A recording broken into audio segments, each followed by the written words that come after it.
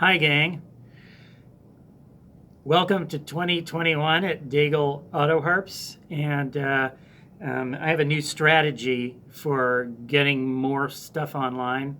A lot of stuff comes up here at the Auto Harp shop that just, pops in the door to be worked on, or we see bizarre stuff that people send us that are rarities, and I'm just gonna make quickie videos of stuff and just throw them up unedited, raw, uncut, and fast. And so I'm doing this completely off the cuff, no planning really, no thought.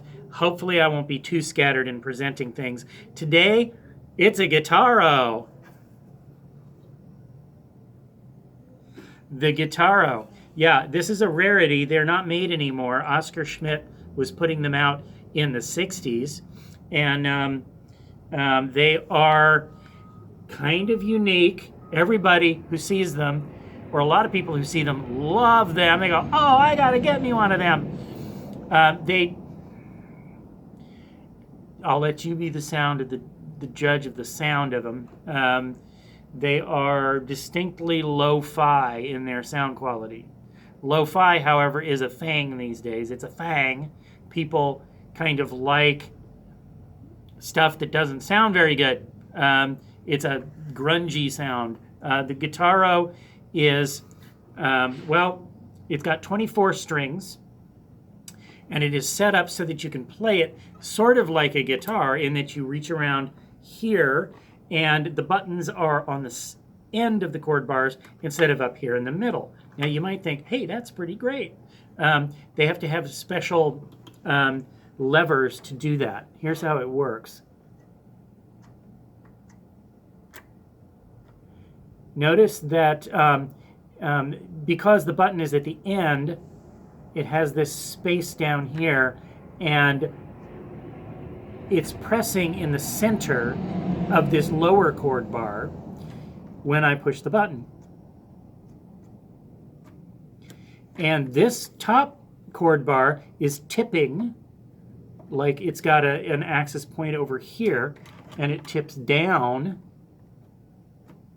like that, like a lever, so you don't have to push as hard. That's kind of cool. However, the chord bars are right in the middle of the string run, and that's where the harmonics are. And so it has a bunch of sort of dissonant harmonics that, in my opinion, don't really sound that good. But that's...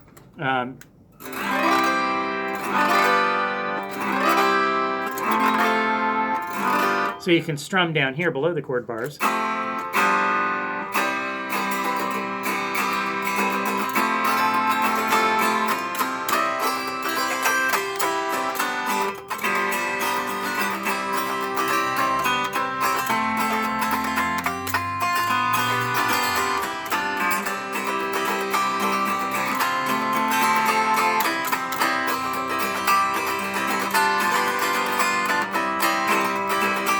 Now it's gone out of tune. I put new strings on it for our customer, and the strings, of course, are stretching out. So just in the past hour since I put on the strings, they've gone out of tune.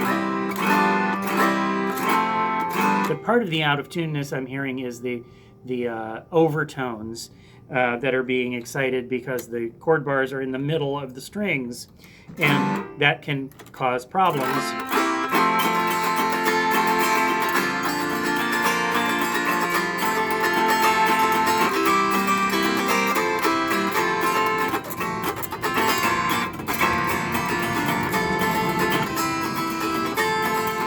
Now, having only 24 strings, it doesn't have the whole higher octave that the auto harp has. So it's better just for kind of strumming and singing.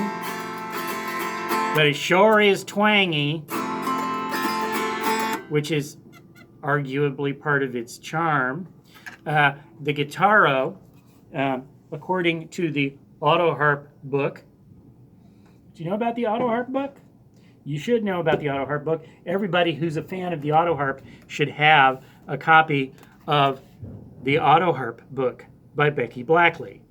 It's a big, thick book, and it is full of photos of historic auto harps, and it tells the auto harp history right from the very beginning, although the story of the invention of the auto harp is a little bit incorrect. It has been disproven, some parts of it now.